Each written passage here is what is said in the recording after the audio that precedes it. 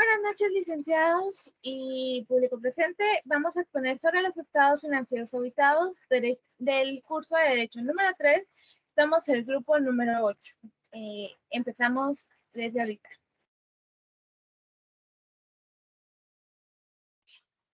Mi nombre es Marisela Michelle Cabrera Soto y me identifico con el número de carnet 2021-0947-1 y voy a hablarles acerca de los estados financieros auditados. ¿Qué son los estados financieros auditados? Los estados financieros auditados son la documentación que nos brindan a nosotros como auditores al momento de que nos presentamos a una empresa a realizar una auditoría. Entonces, ¿qué son los estados financieros auditados? Desde el punto de vista doctrinario, tenemos dos opciones. Y esto es según la NIA 500, la cual dice que el principal objetivo de un auditor de estados financieros es diseñar y aplicar procedimientos de auditoría en forma que le permita obtener evidencia de auditoría suficiente y adecuada para lograr llegar a las conclusiones razonables en las que pueda basar su opinión o dictamen de los estados financieros. Y la segunda sería la evidencia de auditoría. Es la información, o sea, la documentación utilizada por el auditor para alcanzar las conclusiones en las que basa su opinión. O sea, que el auditor debe tener, o sea, nosotros como profesionales de auditoría debemos de tener una base para poder brindar una opinión. Entonces, la evidencia de auditoría incluye tanto la información contenida en los registros contables de los que se obtienen los estados financieros como otra información complementaria. Entonces, vamos a hablar acerca de la base legal de los estados financieros. Y esto es según la NIA 800, que establece los lineamientos para estructurar el trabajo de auditoría cuando éste lleve el cumplimiento de propósitos especiales. Según la NIA 700, define las responsabilidades del auditor para formar una opinión sobre las normas internacionales de información financiera para pymes, entre otras el Código de Comercio según el artículo 374, 377 y 368. Entonces, para nosotros como auditores, al momento de realizar una opinión de auditoría, debemos de tener responsabilidad, actuar conforme a la ley. Entonces, en resumen, ¿qué son los estados financieros auditados? Los estados financieros auditados son las herramientas útiles para el auditor para poder presentar sus conclusiones, y esto nos ofrece la confiabilidad y la garantía para llegar al momento final de demostrar un informe final. Eso sería mi exposición y le dejo el tiempo a mi compañera siguiente que va a exponer. Muchas gracias, compañera. Buen día. Mi nombre es Nancy Fernanda Mancilla Pedrosa, carnet 2021-09952. Vamos entonces a proceder con qué son los estados financieros y cómo los podemos definir e identificar. Primero tenemos el balance general o estado de situación financiera. El balance general es un documento financiero que muestra la situación económica y financiera de una empresa en un momento determinado. También se le conoce como estado de situación financiera. Este contiene información sobre los recursos que tiene la empresa, los recursos que debe pagar y la diferencia entre ambos. El balance general se divide en tres mazos patrimoniales, que son el activo, pasivo y patrimonio neto, y debe actualizarse al menos una vez al año. Este es público para que lo vean posibles inversores y otras partes interesadas. El balance general, junto con los estados de ganancias y pérdidas, cambios en el patrimonio neto y flujos de efectivo, conforman los estados financieros básicos. Como segundo documento tenemos el estado de resultados o de pérdidas y ganancias. El estado de resultados presenta de manera detallada la forma en que se obtiene la utilidad o pérdida de una empresa. A este estado también se le conoce como estado de pérdidas y ganancias.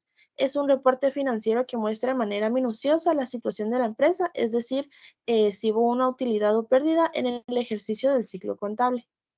Luego tenemos el estado de flujo de efectivo. El estado de flujo de efectivo es un informe financiero que muestra cómo se mueve el efectivo dentro y fuera de un negocio durante un periodo de tiempo específico. El estado de flujo efectivo es uno de los estados financieros básicos que informa sobre las variaciones y los movimientos de efectivo y sus equivalentes en un periodo dado. También muestra el objetivo que ha sido generado y aprovechado en las actividades operativas de inversión y financiamiento, las cuales son las transacciones en tipos de actividades que el cual contiene este estado financiero. El estado de flujo de efectivo también refleja las entradas y salidas de dinero, fundamentalmente cobros y pagos que ha tenido la organización durante el periodo determinado, y esto permite conocer la liquidez y la capacidad que tiene la empresa para generar y administrar su efectivo. Por último, tenemos el estado de cambios en el patrimonio neto o estado de resultados integrales. El estado de cambios en el patrimonio es un estado contable que muestra las variaciones del patrimonio neto de una empresa durante un periodo de tiempo específico. Este documento debe informar sobre las partidas que intervienen en el patrimonio neto, de tal modo que se simplifique la información en el resultado final del ejercicio. El estado de cambios en el patrimonio debe desglosar cada subpartida que compone el patrimonio y a cada una realizarle una nota explicando la variación sufrida. Además de explicar la causa de la variación, se debe analizar el efecto financiero de esa misma que tiene para la empresa. El estado de cambios en el patrimonio recoge los diferentes cambios derivados del estado de ingresos y gastos reconocidos, las variaciones originadas por operaciones con los propietarios de la empresa o socios y el resto de variaciones y pequeños ajustes contables. Como base legal de los 4 estados financieros tenemos para el balance general la NIC 1 de la PSGA, Decreto 31/2002, Decreto 57/92 NICS y Decreto 101/1997. Para el estado de resultados o de pérdidas y ganancias, tenemos como base legal el Decreto 10/2012, artículo 368 y 377, ambos del Código de Comercio. Para el estado de flujo de efectivo, como base legal, tenemos la NICS 2, NICS 7 y IPSAS 2. Y por último, para el estado de cambios en el patrimonio neto o estado de resultados integrales, como base legal tenemos la NIC 1 y la NIF B3. Los dejo con el siguiente compañero. Mi nombre es Keila Margot Rodríguez Morales y mi carnet es número 2021-02400. En esta diapositiva veremos los requisitos que debe llevar en los estados financieros. Entre los más importantes podemos mencionar, número 1, deben estar identificados con el logo y nombre de la empresa en gestión. Número 2, como forma numérica de presentación de lo consolidado, se debe anotar en la parte superior si la cantidad es en miles, en millones o en miles de millones. Número 3, deben ser presentados de manera comparativa, es decir, en cifras del año objeto de la auditoría y las cifras del año inmediato anterior. Número 4, la ecuación contable siempre debe ir cuadrada. Número 5, las cuentas activas y pasivas se presentan clasificadas según su realización a corto y largo plazo. Número 6, las cuentas evaluativas se deben presentar por su valor acumulado. Número 7, no deben aparecer operaciones con naturaleza contraria a la cuenta respectiva. Número 8, como soporte y fuente de consulta, la organización de contar y proveer al grupo auditor el manual de contabilidad. Número 9, se debe suministrar a la auditoría relación y conocimiento de los sistemas de información y medios automáticos para la recopilación de los datos y registros contables. Número 10, se debe acompañar de notas explicativas en los estados financieros formalmente construidas, comparando cada cuenta con el año inmediato anterior. Número 11, para que sean auténticos y oficiales, deben estar referenciados por el representante legal, contador público y, según la clase de organización, por el revisor fiscal. Número 12, se debe propiciar una reunión entre el auditor y el departamento financiero y contable para tener claro la estructura de la organización en cuanto al manejo y registro de la operación contable y financiera de una empresa. En resumen, los requisitos de los estados financieros son fundamentales para poder asegurar la calidad, la transparencia y la comparabilidad de la información financiera. porque esto a su vez promueve la confianza de los inversores, la estabilidad en el mercado y el cumplimiento de las normas.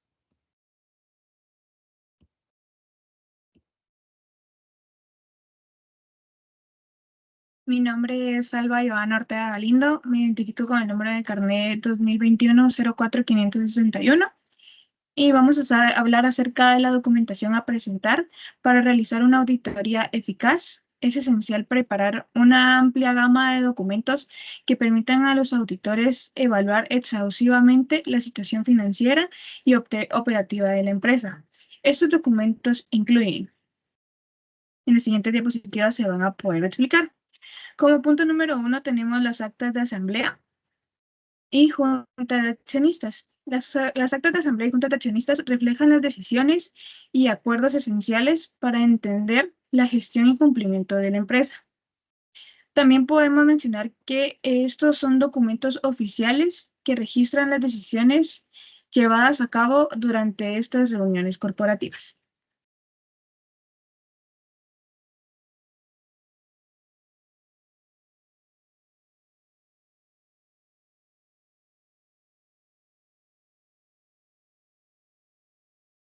Es un gusto saludarles. Mi nombre es Eric René López Pérez. Me identifico con el número de carnet de 2021-09833. Les voy a hablar acerca de los estados financieros que son solicitados para realizar las auditorías. En este caso, es el principal componente que se va a solicitar, ya que es ya que, perdón, son los documentos que representan la información vital de la empresa y que asimismo son el hecho que se va a revisar en dichas auditorías. Dentro de los estados financieros contamos con el balance general, balance de saldos, el estado el estado de resultados. Estos son revisados minuciosamente por los auditores, los cuales posteriormente van a presentar su informe en base a ellos. Y dicha información que se encuentra ahí, también es necesario que cuenten con las interacciones de cada una de las cuentas, así poder dar un informe con una mayor validez y con una mayor confiabilidad.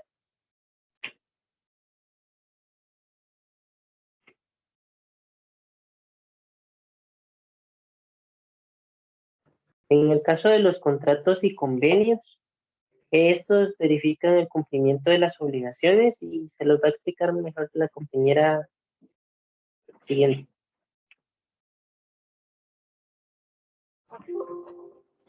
Mi nombre es Raquel Schumann y soy el carnet 2020-01339.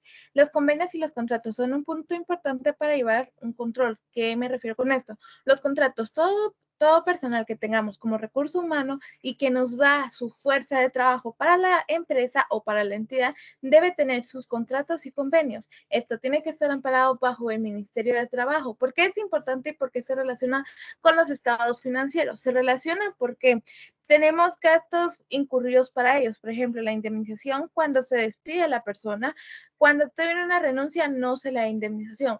Tenemos el gasto de vacaciones, tenemos el gasto de bonificación incentivo, tenemos el gasto de salario, tenemos las prestaciones laborales que se les da a estas personas. ¿Qué viene con los convenios? Los convenios normalmente son contratos específicos en los que son como renglones. ¿A qué me refiero con esto?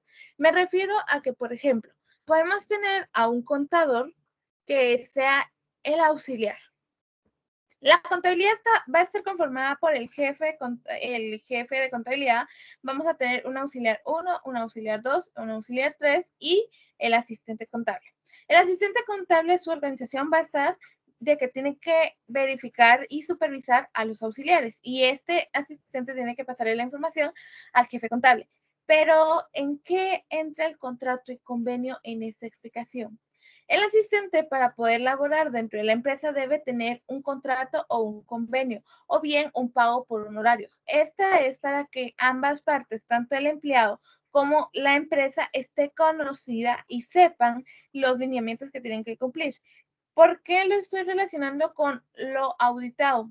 Porque dentro de todo lo que vamos a tener, por ejemplo, este asistente contable va a recibir su pago, pero esto lo vamos a tener que registrar nosotros como un gasto.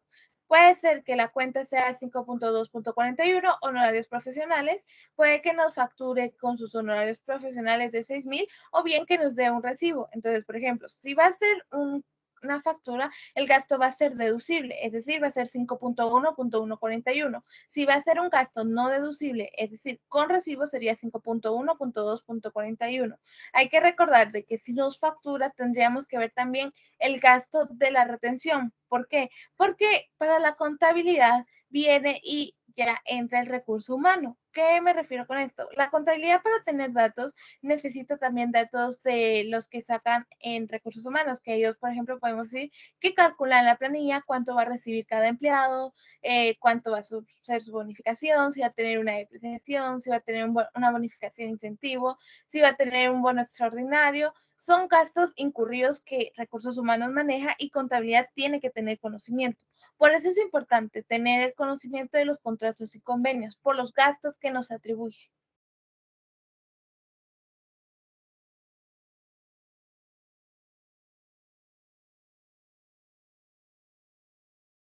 Ahora les hablaré acerca de lo que son los libros contables, el registro de nómina y las declaraciones fiscales. Estos documentos son también principales en la revisión de los estados financieros auditados, ya que en el caso de los registros contables son las principales herramientas para el registro de todas las transacciones que realiza la empresa. La SAT le indica a los contribuyentes que deben de llevar su contabilidad completa y hacerlo de una forma ordenada en un sistema de partida doble. Dentro de los libros obligatorios que solicita la SAT a los contribuyentes está el libro de inventarios, el libro de diario, el libro mayor o centralizador y los estados financieros, que deben contener el balance general, estados de pérdidas y ganancias y los estados que consideren necesarios también para sus funciones. Dentro de los registros contables se encuentran lo que son los libros de compras y de ventas, que estos son principalmente para registrar las operaciones y asimismo realizar las declaraciones fiscales. En el registro de las nóminas, el Ministerio de Trabajo pues, proporciona lo que son una planilla, un formato de una planilla que puede llevar una empresa.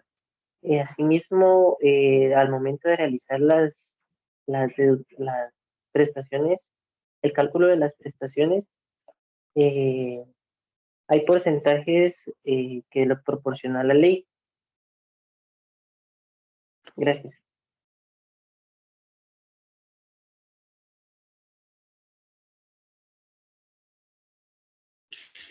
Los informes externos e internos son herramientas importantes para la comunicación y la toma de decisiones dentro de una empresa. Tanto los informes externos como los informes internos de los estados financieros son fundamentales para la gestión financiera efectiva de una empresa. Si vamos del lado de los informes externos, podemos decir que proporcionan una visión general de la situación financiera de la empresa para partes externas. Y del lado de los informes internos, pues estos ofrecen una información detallada y específica para la toma de decisiones internas y para la gestión operativa. En el caso de los planes estratégicos y operativos en conjunto con las políticas y procedimientos internos, podemos decir que estos influyen en varios aspectos de los estados financieros. Podemos iniciar desde las notas explicativas hasta los presupuestos y los indicadores clave del rendimiento de la empresa. para poder integrar los planes estratégicos en los estados financieros, pues estos nos ayudan a alinear la gestión financiera con los objetivos a largo plazo de la empresa y además nos proporcionan tanto a los trabajadores como a los inversores y otras partes interesadas una visión más completa del desempeño para poder tener perspectivas futuras. Gracias.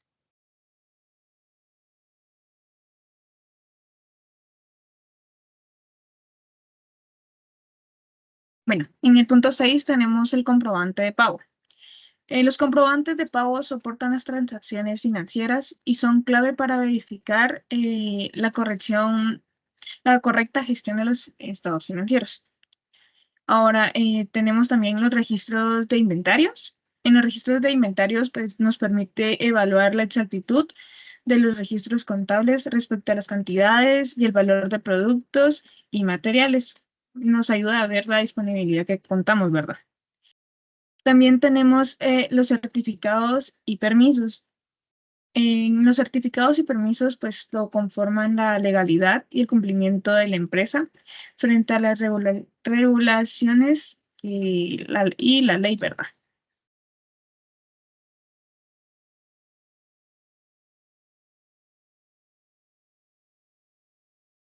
En la correspondencia, específicamente en los registros de seguridad e información adicional, al diseñar una auditoría de estados financieros conforme a las normas, el auditor debe asegurarse de obtener una seguridad razonable de que los estados financieros tomados en conjunto estén libres de distorsiones materiales. Esto se refiere a que el auditor concluye que no existen distorsiones en los estados financieros una vez se haya acumulado suficiente evidencia que soporte su opinión. De acuerdo con la normativa, podemos tomar como ejemplo la NIA 315. Le corresponde al auditor obtener una apropiada comprensión de la entidad y su entorno, con el objetivo de identificar y evaluar los riesgos de error material que pudieran existir en los estados financieros.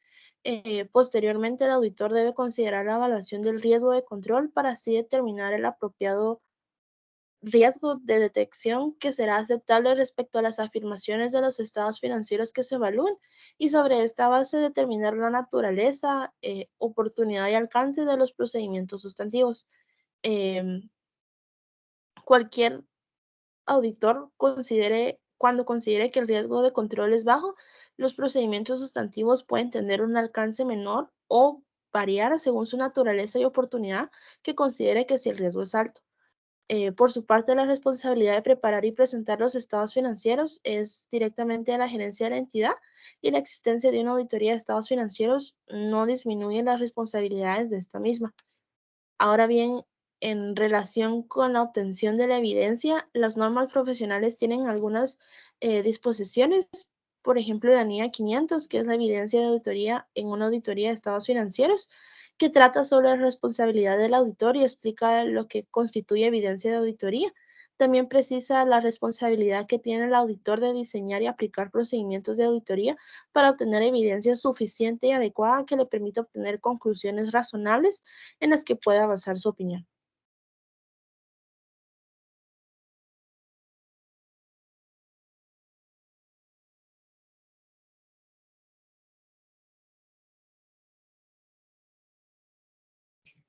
¿Qué son los informes? Los informes son un punto importante para saber cómo está la situación de la empresa. En este punto vamos a tocar de primero las bases legales para luego dar la división de los informes.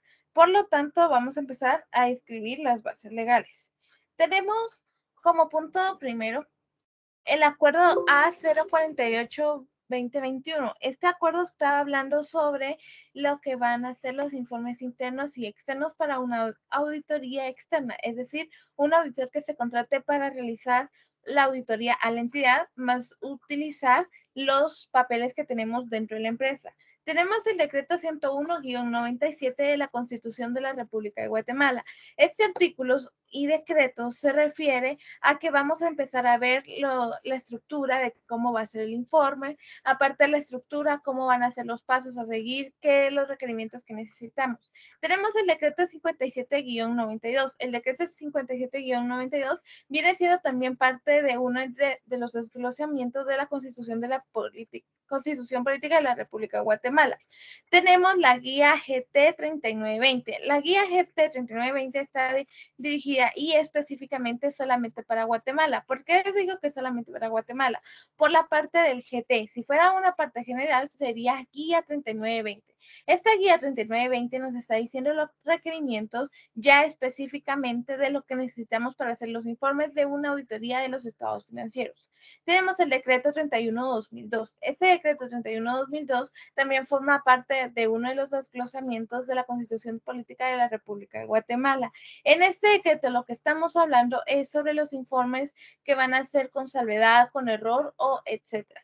Tenemos el Acuerdo Gubernativo 96-2019. Este acuerdo gubernativo se puede usar como un anexo para amparar nuestras bases legales. Tenemos el ISAI GT 3000. Como dije anteriormente, el GT nos indica que específicamente es solo para Guatemala. Para poder definir correctamente el ISAI, vamos a revisar qué es lo que nos dice Internet. El ISAI dice que son las normas de auditoría gubernamental. Estas normas de auditoría gubernamental, es decir, solo va a ser las normas que vamos a seguir. Son como las políticas que podríamos manejar dentro de la empresa, pero estas normas las aplica para la contabilidad o bien la auditoría externa que se va a realizar. Tenemos el INTOSAI. El INTOSAI dice que también es Organización Internacional de las Entidades Fiscalizadoras Superiores. Esta entidad engloba todo lo que podemos mencionar como bases legales para todo lo que realizamos como movimientos contables. Podemos mencionar las NIF, las NIC, podemos mencionar las NIF para PAEM, las NICs que son específicamente solo para auditoría externa, los procedimientos donde vamos a ir detallando los errores. Entonces pasamos al siguiente punto donde ya nos van a hablar de las ramas de los informes. Bueno, mi nombre es Ángel Pérez, carnet 2021-07067. Yo les vengo a hablar de los tipos de informes y qué son. Los tipos que podemos mencionar son informe limpio o sin salvedades. Este informe se emite cuando el auditor concluye que los estados financieros de la empresa están presentados razonablemente de acuerdo con los principios contables aplicables y que no se encuentran significativas. Este es el resultado óptimo de una auditoría. Informe con salvedades. Este tipo de informe el auditor identifica ciertas discrepancias en las limitaciones de los estados financieros, pero son lo suficientemente graves como para invalidar la opinión general sobre ellos. Las salvedades pueden incluir errores contables, falta de documentación o limitaciones en los alcances de la auditoría. Informe adverso. Este informe se emite cuando el auditor encuentra discrepancias significativas en los estados financieros que llevan a la conclusión de que no representan fielmente la situación financiera de la empresa, ¿verdad? Implica que los estados financieros no son fiables y pueden cometer errores significativos o ya sea fraudes. Informe con abstención de opinión. En algunos casos, el auditor no puede emitir una opinión sobre los estados financieros debido a que le hace falta información o limitaciones en su alcance de la auditoría.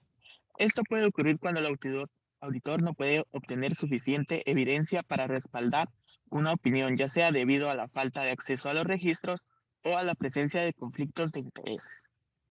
Informe con énfasis en asuntos importantes. Este tipo de informe se emite cuando el auditor debe resaltar un aspecto particular en los estados financieros que considera relevante para los usuarios, pero que no afecta a la opinión general. Por ejemplo, el auditor puede destacar preocupaciones sobre la continuidad del negocio, cambios significativos en las políticas contables o transacciones inusuales. Estos informes de auditoría son fundamentales para comunicar los resultados de la auditoría y proporcionar información relevante y confiable a los usuarios de los estados financieros en Guatemala. Ahora los dejo con mi compañera que les va a decir otro punto importante.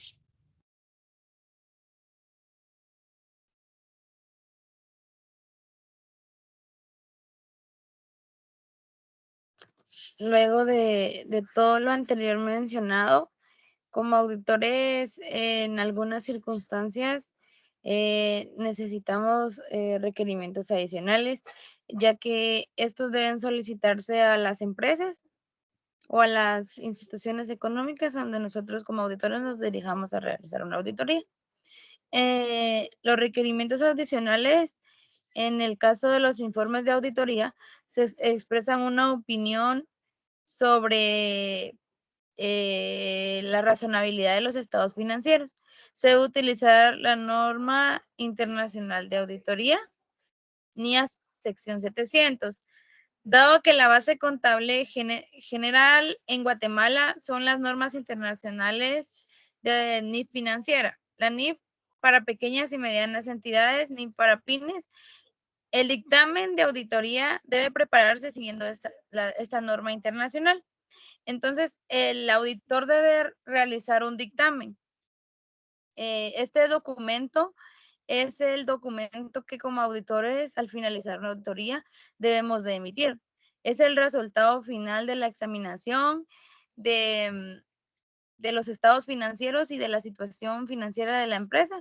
Entonces, ahí vamos a reflejar cómo realmente se encuentra la empresa económicamente hablando. Al momento de, como auditores, realizar un dictamen, debemos de basarnos conforme a las normas y procedimientos de auditoría establecidos conforme a la ley, que fueron mencionadas con anterioridad, según la NIA 700, sección 700, que esta se representa y se llama NIF para pymes. Y ese ha sido mi punto. Gracias.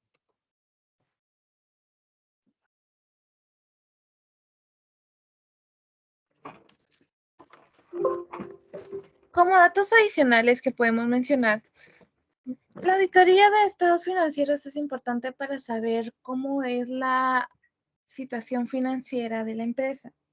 Es importante tener los registros correctamente. De igual forma, es importante tener claro los objetivos de la empresa, los objetivos de las bases legales que se mencionaron anteriormente, por ejemplo, de las NIA, de las NIC, de las NIF, de los decretos, de los acuerdos gubernamentales, de las guías GT. Es importante tener conocimiento de todo esto, ya que como contadores tenemos que tener el conocimiento, sea breve o sea extenso. Siempre tenemos que tener una base legal para todo. ¿Por qué? Porque tenemos que aplicar, por ejemplo, si nosotros nos indican que tenemos que realizar una auditoría de estados financieros y vamos a la empresa, pero resulta que bajo la ley ellos están realizando un movimiento que no es, que nosotros lo podríamos llamar como un jineteo, o también en nuestro informe o dictamen lo podríamos mencionar. ¿Qué sucede? Cuando uno va a hacer auditorías, normalmente, digamos, es una oficina que se encarga de la cobranza de la energía eléctrica. Ellos tienen movimientos que son arqueos de caja, tienen movimientos en el guate directamente. Podemos decir un gran desglosamiento que ellos manejan. Estos datos se mandan a la empresa central. Ellos tienen que centralizar toda esa información y volverlo un estado financiero y registrarlo como una partida de diario. Es importante tener conocimiento de estos movimientos porque es muy importante. Es muy importante porque, como sabemos, los estados financieros nos dan una forma de saber qué vamos a decidir, nos da también una decisión financiera que es muy importante para saber que la empresa puede realizar esta inversión. Sí, sí la puede realizar. Vamos a tener una ganancia a largo plazo, también la vamos a realizar. Pero si vamos al punto de una auditoría, la auditoría se va a basar en ver que todo esté correctamente. Si algo está de forma incorrecta, contabilizada, registrada, amortizada, depreciada o cualquier movimiento que se realice, se tiene que colocar como una nota de estado financiero. En este caso, el auditor, cuando haga la auditoría de los estados financieros, va a usar un dictamen, va a usar anexos. Estos dictámenes van a dar un informe. Estos informes son los que mencionamos anteriormente. Informes con salvedad, informes con opinión obsoleta. La opinión obsoleta es importante que la administración de la empresa colabore dando la información para que así podamos tener algo adicional. Entonces, es muy importante que tengamos todo esto claro y pues entonces esta fue la investigación y la exposición del grupo número 8 sobre la auditoría de los estados financieros. Muchas gracias por la atención y feliz noche.